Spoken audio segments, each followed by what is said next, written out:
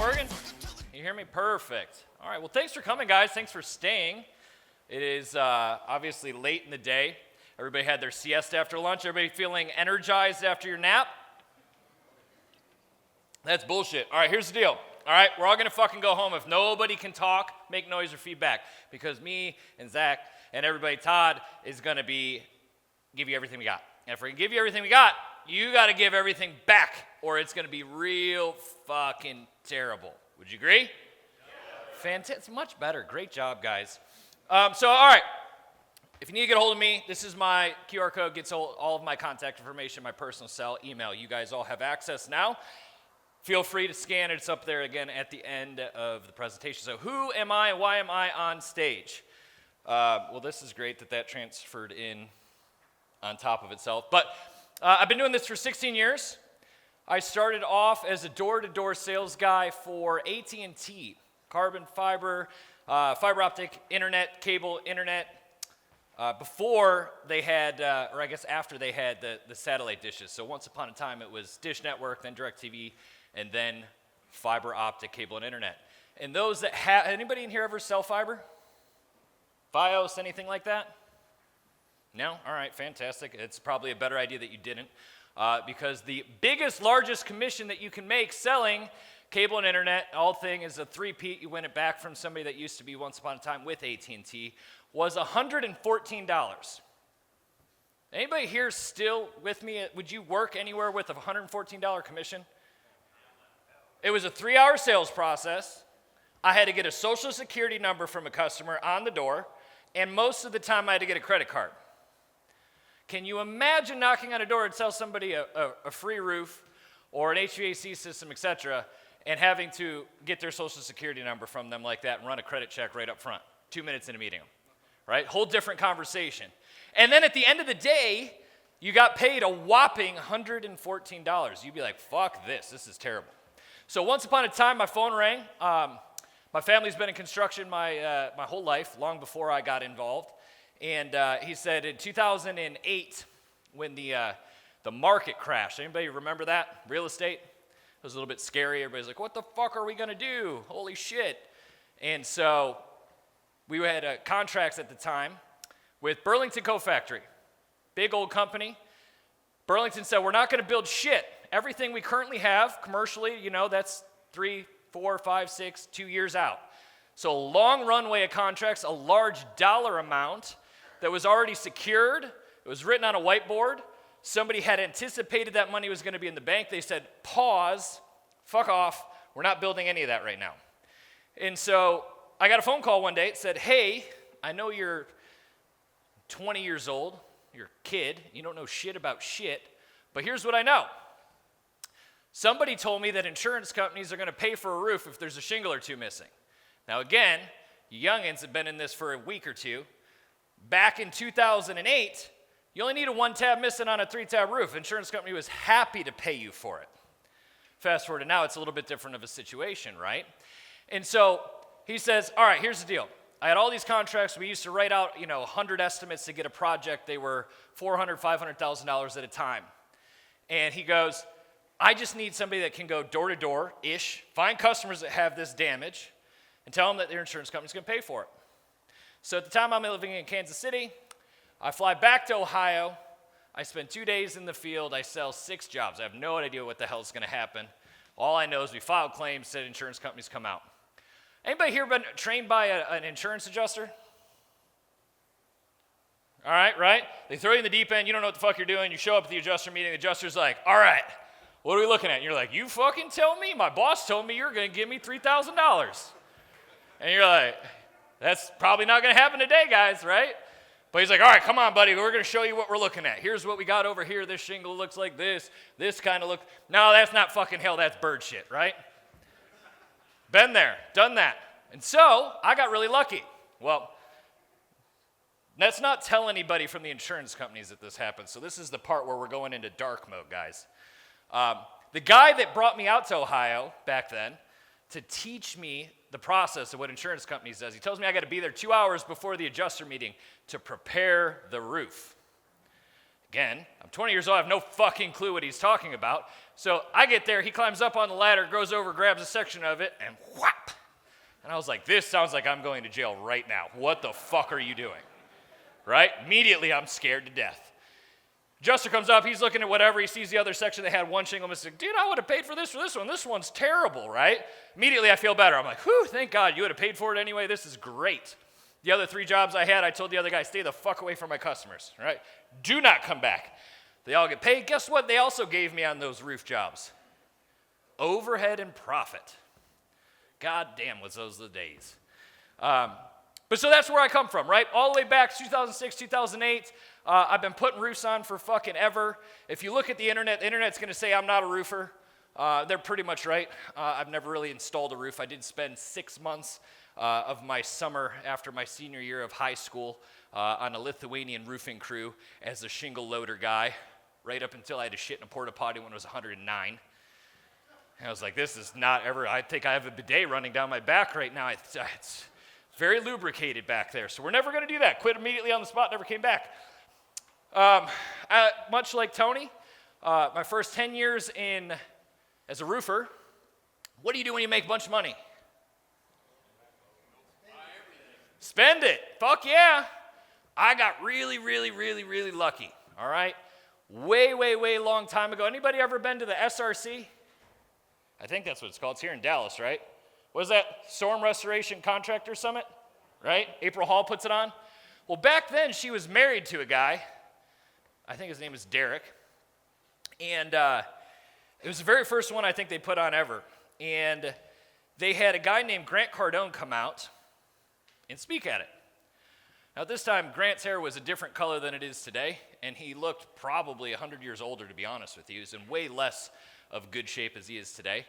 But I was really blessed in the aspect that what I got taught very early on, like my 3rd, 4th year in business, was I got a mentor that got presented to me at a conference just like you guys are sitting at today. And I left there with the contact information and a credit card that I gave the guy and said, yes, I want whatever the fuck it is you're selling, because I understood one thing real specific. And that was, in order to get what other people's have, I have to do what other people's do. And if I don't know what the fuck other people do, where am I going to learn it? And so I was like, hook, line, and sinker, 22 years old, I was like, hey, Grant, whatever you fucking got, I got it. Little did I know it was at the time him with 3 employees on fold-up card tables, right? So I got in way before he had billions of dollars and was like the cool guy, whatever that actually looks like. And so through that process, I got taught real estate. And I was told, just like Tony put up there, 32 units was like the cool number. First, like, you should do 32 because 1 sucks. What happens when 1 door goes empty? You don't get paid. If you don't get paid, who wants their money still? The bank. Everybody else, right? The electricity bill, the gas bill, the tax and interest, all of it. So I was like, well, that sounds fucking terrible. If I got to pay all that and I don't have any money coming in, how am I going to do that? And so you'd be really surprised to understand that real estate is actually a lot easier to do. Bigger doors, more doors, all of that, than it is to do 1 or 2 physical doors or a house like that. Single family, duplex, tri, quad. 4 or 5 units and below is considered residential. Anything above that, you're talking commercial specific. But we won't necessarily go wildly into that. But so that's where I'm at. I took all my money first 10 years, stuck it in real estate.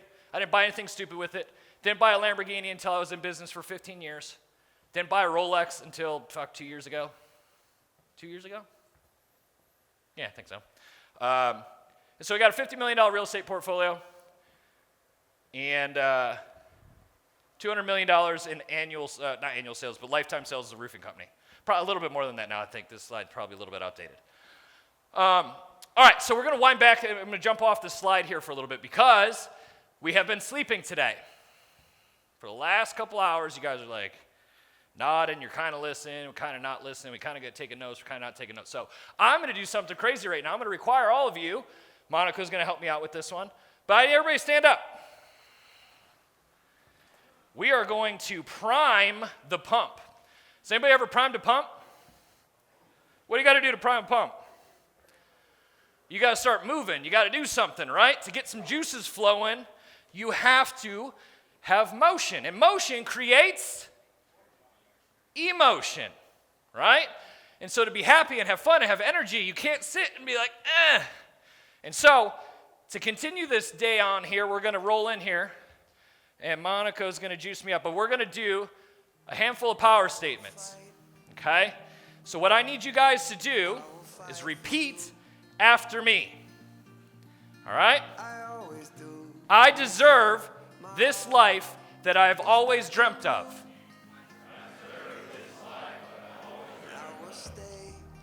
I am willing to do the necessary work to achieve that life.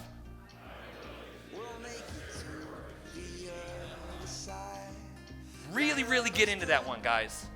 Because it's not going to be fucking easy. It will be the hardest thing you have ever done. But I promise you, if you do it to the most effective level that you are capable of, it will be everything to you in your life. My abilities exceed that which I can imagine.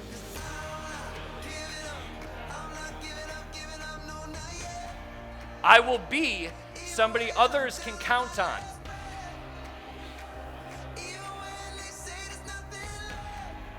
I will survive this battle and gain new strength.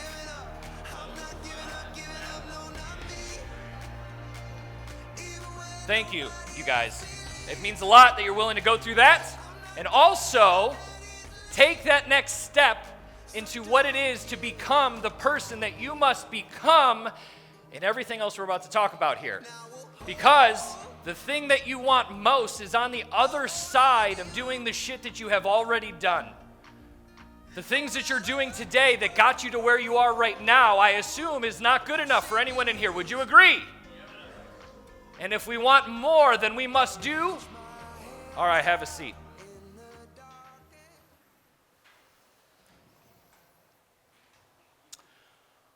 All right, nothing I'm going to teach you today, I originated.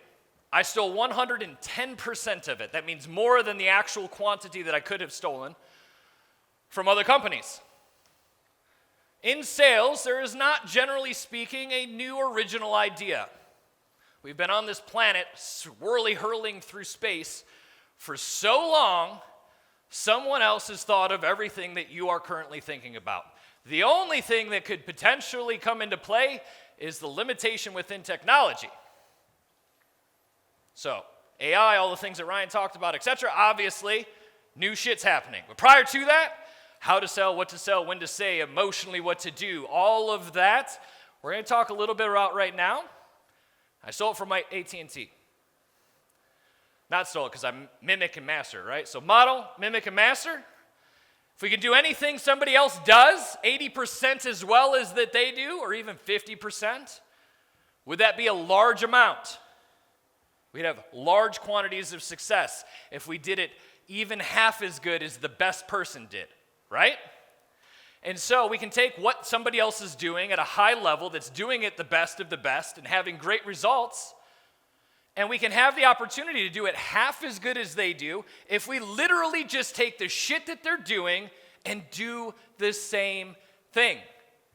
The problem is we all have this thing on our shoulder. What is it? An ego. Chip. Which means, fuck that. I'm going to come up with my own way. However Todd did it, I'm not going to do it. Fuck Todd. Like, if I do it Todd's way, then people are on the internet, what are they going to say? Well, you just fucking do it how Todd did some shit. That's like cool, but like also fuck you. Why don't you come up with your own shit? If I could be 80% as successful as Todd was with Perimeter, would anybody in this office right now be pretty happy with that? So fuck them, right? All the internet trolls can do what internet trolls do, and they can be internet trolls. All right, so we did a little bit of this already. ICL stands for Independent Classified License. Today, appreciate the guys that were on stage today. There is an immense quantity of sales and volume of sales that has happened within the guys that are up here. So if you guys got something or didn't get something or want to get something, make sure you reach out to somebody that was up here, spend some time to talk to you. So I want to get into why I'm wearing this shirt. All right? Not here to hire you or hire your sales guys, so you don't got to be like, oh shit, hey, get out of here, don't listen to this part. Not here to recruit. But you guys should be. You guys should be recruiting at every fucking turn, wherever you're at. The gas station? Who here's recruited somebody at a gas station? All right? Who here is a sales guy and not like a company owner? Just any other level, not owner. Right? Good, half the room. So, whose responsibility is it to make sure that the office is growing, that the team is growing, that the team itself has a championship-winning opportunity? Is it the owner's job, or is it the entire office's job? Now, why is it that so many companies, offices, staff, employees, janitors, whoever, the whole fucking thing, top to bottom, why aren't they actively, daily, hourly, minutely? How many DMs did you guys send today to recruit somebody on a random thing on Facebook while you're in the toilet shitting? And you're doing the guy thing. 20-minute shit, don't lie. You're on Facebook.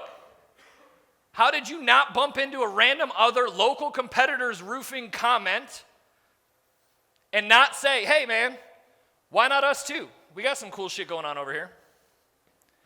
It is not a competitive thing with your other guys, somebody else in the market. You're like, hey, I'm cool with this guy. I'm not going to fuck with his guys. Right?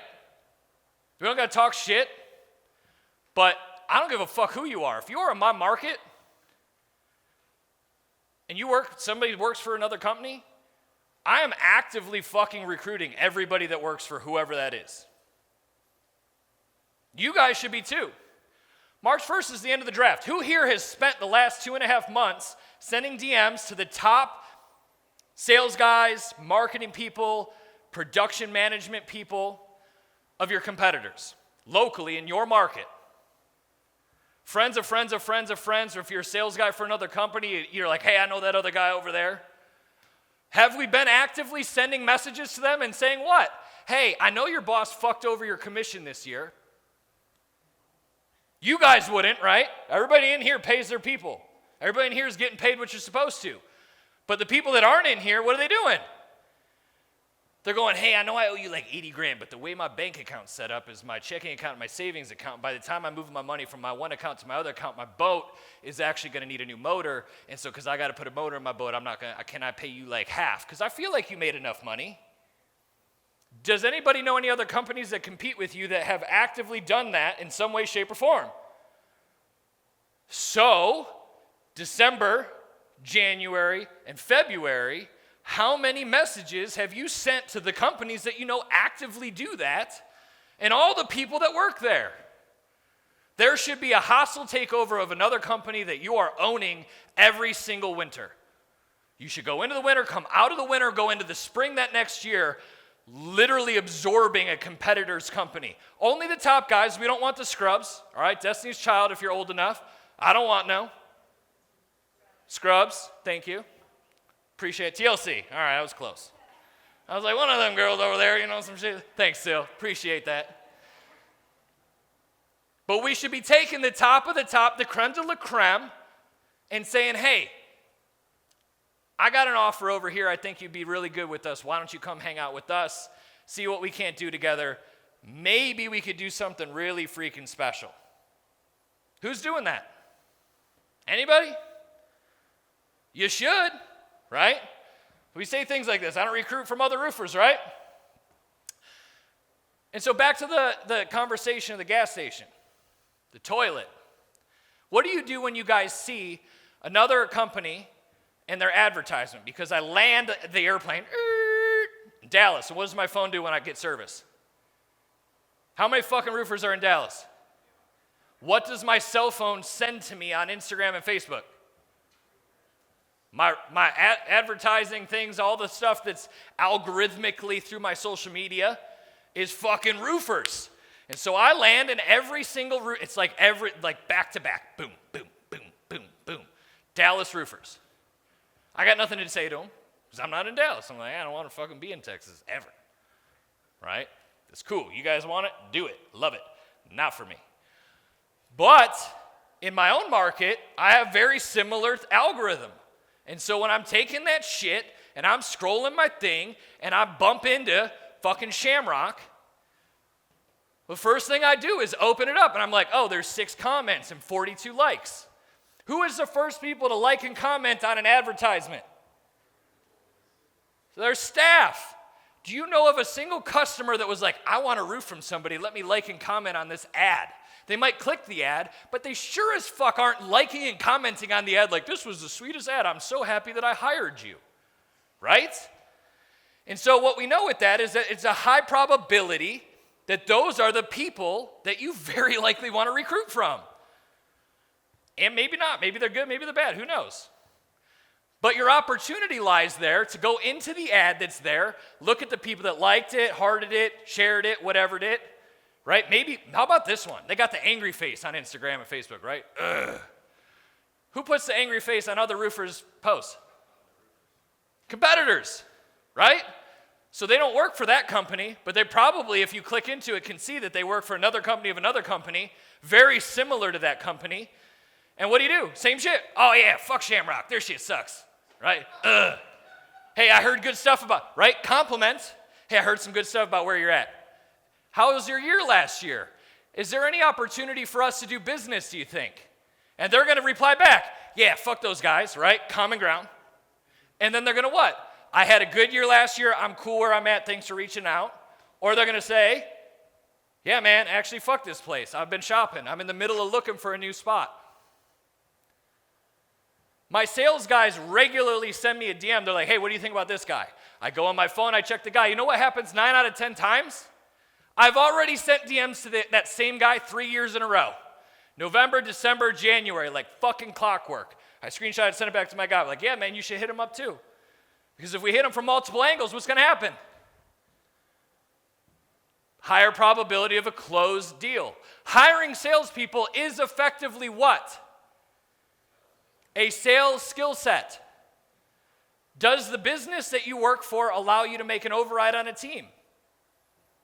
Very likely, hopefully. And if they don't, hopefully those that are here right now are like, oh shit, maybe I should do that because it would incentivize the people I work with to do what?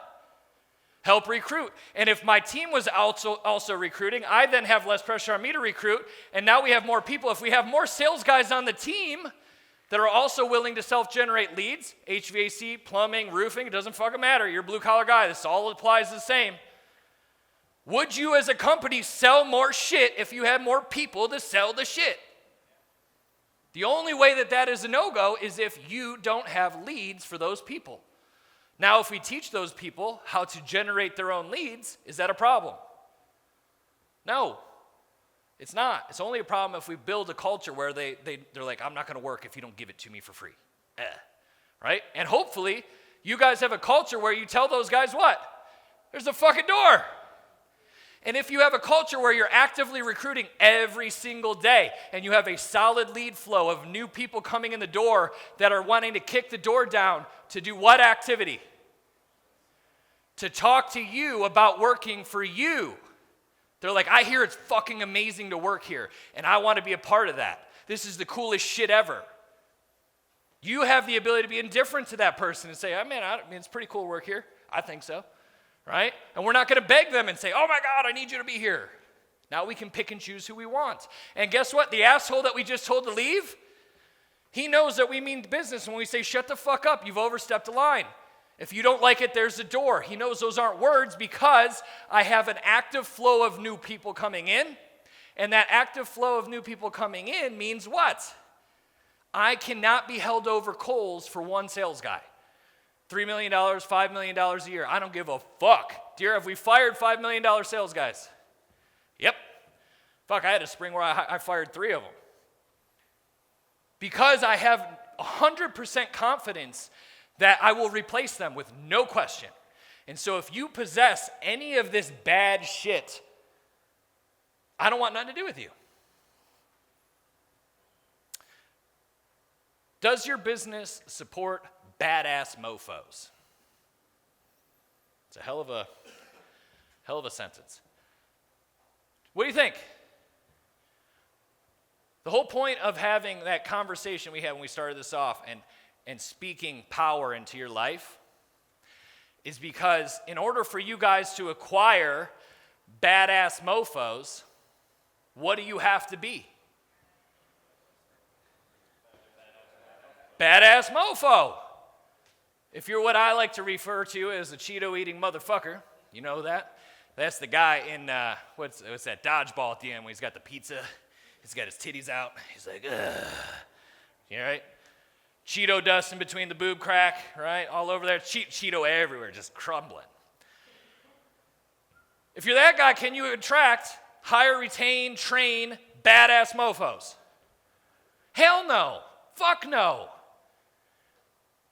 Picture the person that you want to hire, that you want on your team. Ideally, if you close your eyes and you're like, this is the fucking chupacabra. If I could get 5 of these guys, they would sell $4 million a year. It would transform the company. I could build leadership around them. This would be what it would be. All right? Y'all know what the fuck they look like. Would you agree? Or you're like, I don't know anybody like that. I think everybody just hates their job and they just want to go home for $4 an hour. No, there's badass motherfuckers, and you all know who they are. The question is, are you bad enough that they would come and work for you, that they would work underneath you in your tutelage? Do you have enough information to share with people like that they want to be a part of what you're doing? I'll say that again. All right, this is the write it down part, guys. Are you the person with enough information, good enough habits, enough discipline,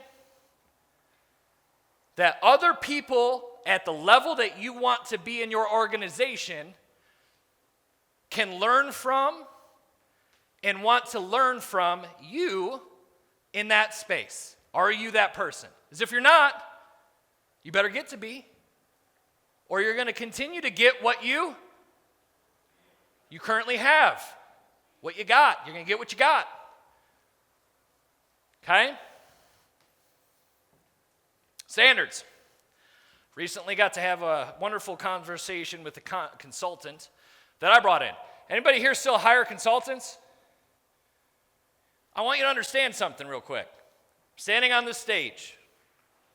Okay? In the process of standing on the stage, I'm telling you, 2 weeks ago, I had a consultant come in and peel all the shit back. I opened everything up, boom, stack of books like this.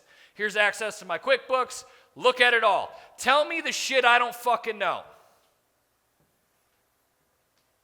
Back to that chip on the shoulder. Who here's got a chip on the shoulder? Look to your left. Look to your right. One of those motherfuckers got a chip on their shoulder. It's just math, guys. It's just math. Everything in life is fucking math. It's arithmetic. But if you're so caught up in, I know all the best shit, right? I'm not going to do Todd's stuff because I don't want people to tell me I'm just jocking off Todd's nuts. Which for me, I'm like, fuck, that's still pretty cool. But the internet would be like, you're a homo. And I'd be like, yeah, fair enough. Right? All right, so standards, it came in. I got one piece of feedback. And as much as I'm standing on the stage and I want to tell you guys my shit was fucking perfect, my shit wasn't perfect. I got told I have shitty fucking standards. Now when you look at me, you probably assume I have decent discipline, and I've been at it for 16 years. I probably know a few things about a few things. And so I might have got a little defensive and been like, fuck you, bitch. Who are you? And I was like, all right, never mind. I paid you to be here for a reason. I'm going to listen to you. Please tell me all the worst. I think I got to fire people. I'm like, oh my God, shit's going to be bad. My sales manager's freaking the fuck out because I told him, look, I'm a transparent motherfucker. If you can't understand that right now, I don't have a filter. I'm like, hey, got a consultant come in. You guys might get fired today. I don't know what's going to happen. Let's see. Shit, I might not have a job by the end of the day. Reality, right? So they're like, oh no, my God. Some of the managers freaking out. Sales manager's like, oh shit, he's going to say I suck, right? And initially at 1,000-foot view, he was like, yeah, dude, your sales manager doesn't sell enough for himself. You probably need to think about getting rid of him. And I was like, immediately in the text, Hey, Derek, he said you got to go. Terrible. I'm a terrible manager. But, right, I thought it was funny as shit. So I was like, oh, yeah, get on your toes, motherfucker. It's that day. You better look good. And so, ultimately, it came down to just our higher fire standard. Hey, they got the guy that you keep around. You're like, he could fucking do it. Like, if he just stopped listening in to that thing or whatever, or the baby mama. Who here got a baby mama fucking all your shit up? At least one. I'm like, there's at least one of them. I know it. Fuck, I had one for a long time. Okay? But you should have it. I guarantee those business owners here, they're like, I'm not going to show you, but I know it. You got a sales guy who's like underperforming, and you're making excuses for him. If he could only get rid of this bitch and do this and do that and find Jesus and get a car, pay his rent, right? What happens? He would be fucking awesome. He'd be the guy that I just said that I wanted to have. And so he underperforms, and you keep him around. And then he does some other dumb shit, and you're like, yeah, but. And guess what? That yeah, but shit becomes your fucking standard. And it was mine. And it was fucking disgusting when it got pointed out to me. So what'd I do? I flew to Cleveland. I said, hey guys, a lot of you guys aren't going to be here in 2 weeks. All right? That's a manager.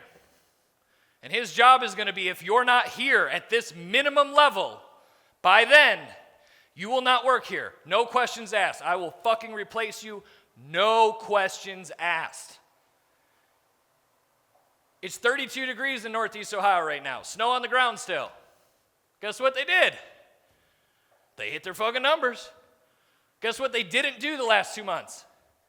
Even in the fucking ballpark of that. They weren't even like trying to hit their numbers. Like, it's like cold and snowy and, my friend's on, what the fuck is the game? Call of Duty.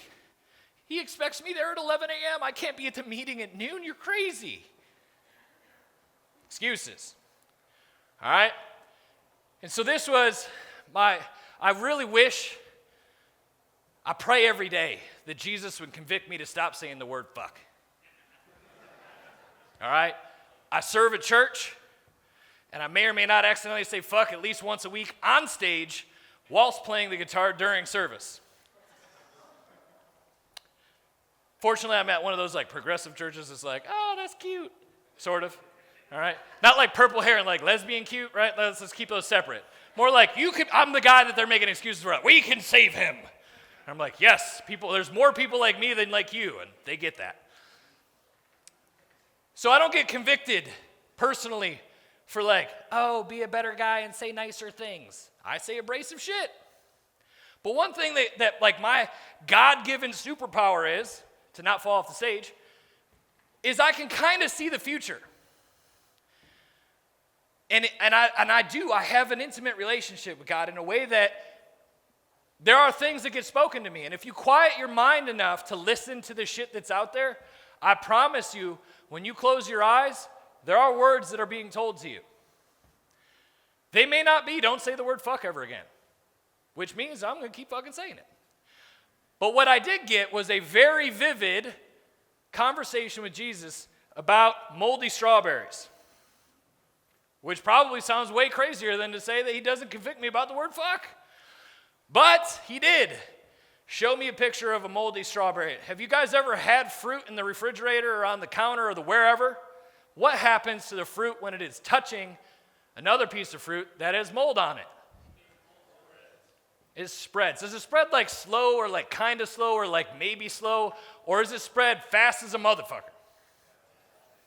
Like one day the moldy strawberry is one moldy strawberry and you wake up the next day and it's 2 moldy strawberries. You're like, ah! I better pluck those 2 strawberries the fuck out of there right now, or what's happening? The rest of them will become moldy the next day. And so, was it last Friday, dear? 2 Fridays ago? Last Friday, 2 Fridays ago, something like that, I had to fire a $3 million sales guy. Because we literally made excuses and said, don't come to the office, stay the fuck away from the rest of my strawberries. Because you're moldy as shit, but you produce revenue. More excuses. Yeah, but one day, we'll have a handful of other guys, more revenue over here, I'll fire them then. Can't do it. If you put a high performer within 25 feet of anyone else in your business, they will produce a minimum of 15% more. You will get 15% more activity, high-level activity, better shit. They will do more work in less time simply by being around an A person. Transversely, if you put somebody that sucks the life out of everybody within 25 feet of an average person or anybody like that, it's twice as impactful in a negative way. It will reduce their output by 30% or more. Think about that. Who here has a moldy fucking strawberry? Y'all know it. I have never come to a talk and asked somebody who they need to fire, and everybody went, nah, man, my guys are the shit. There's always somebody who's like, fucking, I know, right? I got the guy. He's on my speed dial. I'm just too big of a pussy to call him. All right? This is your opportunity right now to scribble it in your notebook. You, write the word Chad. Fire Chad. All right? Whoever the fuck that is. I don't know if you even have a Chad. But you know who it is, and you've been just too big of a puss to do what's necessary. I'm telling you, you are sacrificing what I call the mothership, which technically we don't ever want to do. Last thing you ever want to do in your entire life is sacrifice mothership for fucking anything. At the thought process that you're going to save a Chad and you're going to do it better and he's going to become a thing and it's eventually going to be worth it. Nothing in this life is worth it. Your success, the rest of your team's success, the people that are around you are actively, they need you. They are relying on you to have that next thing in life. They're relying on you to get out of a negative situation. They have the wife that beats them. I got a sales guy whose girlfriend beats his ass.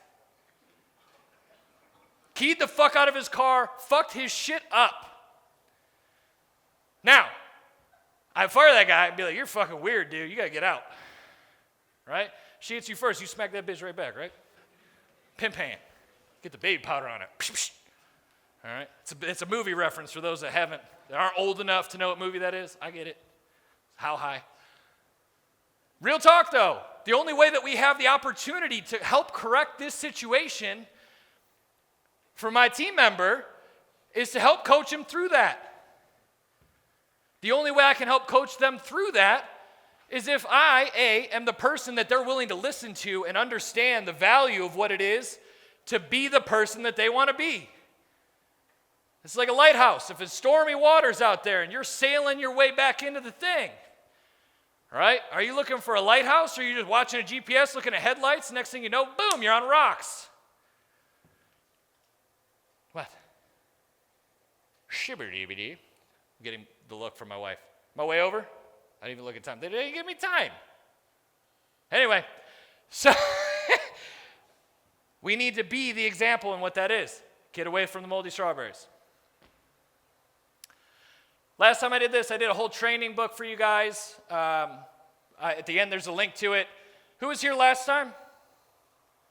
All right, so if you didn't get the training booklet and you want the training booklet, the last slide, there's a QR code to get the training booklet on there. We'll make sure you get the training booklet, etc.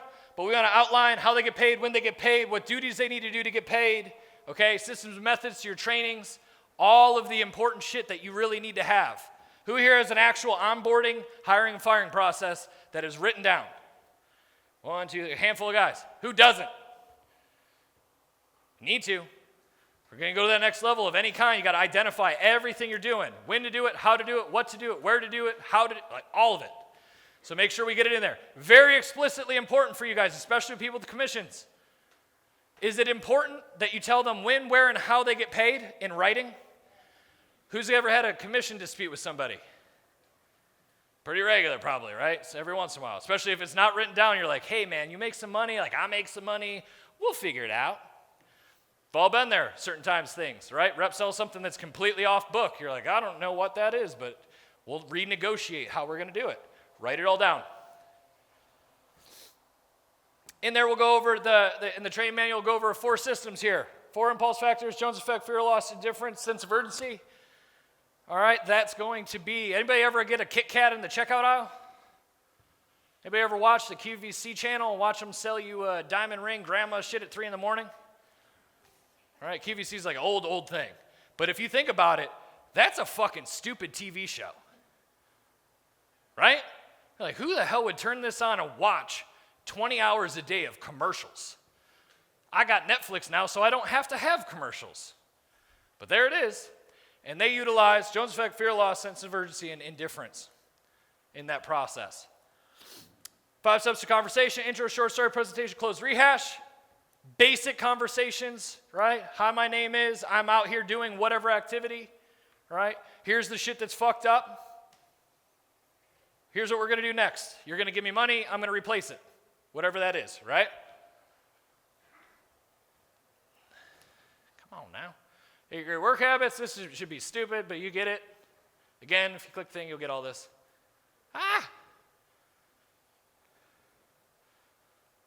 Oop, there we go.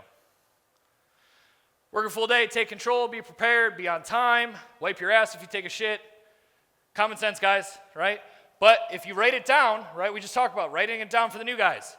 You write it down, when the new guys fuck up, what do? You can point to it. Hey, remember your binder? We only have 8 rules. It's very simple. You gotta be on time, you were late. Go sit in my office, we'll talk about it later. If you don't have it written down, they don't know when. They can talk shit. QVC theory, I don't got time to go over this, but it's in the binder, ultimately is how it's there, right? Larry from Indiana's Jones effect. I got 30 seconds left. Sense of urgency, hurry up, do it right now or it's going to, you can never buy it again, right? Act now, 3 payments, 38 units left. I only got 38 left. I'm creating a fear of loss. And then we got treadmill coming up next. So I'm going to keep watching this show because I don't care if you're buying a diamond ring. I don't give a fuck. Because if you don't want that, you're going to want the treadmill. And if you don't want the treadmill, you're going to want the big 8-foot snowman that you put on your roof in February because they're on sale because they didn't sell all of them over the winter, right? It all seems like common sense. What is not? What do they leave with the information? What do they leave? They stay and they don't, right? You keep them and they suck. All right, here we go. So, my contact again, if you want that new hire binder, last time I had 80 emails from you motherfuckers, so we're like, hey, send it to me. And I know I didn't send it to all you, so here it is again. And then partner with me. So there's a contact form right there. If you're like, hey, I got a roofing company and I think I want to grow and I maybe want to partner and I kind of know what I'm doing, but I don't know what I'm doing and I want to figure out what that is, we are currently in the platforming process, following Todd's awesome footsteps. Who, what, where, when, why. And the only way to do that is to continue to grow. So we have opportunity then to also bolt you guys on and let you grow with us, systems, processes, etc. That's all I got, guys. Thank you.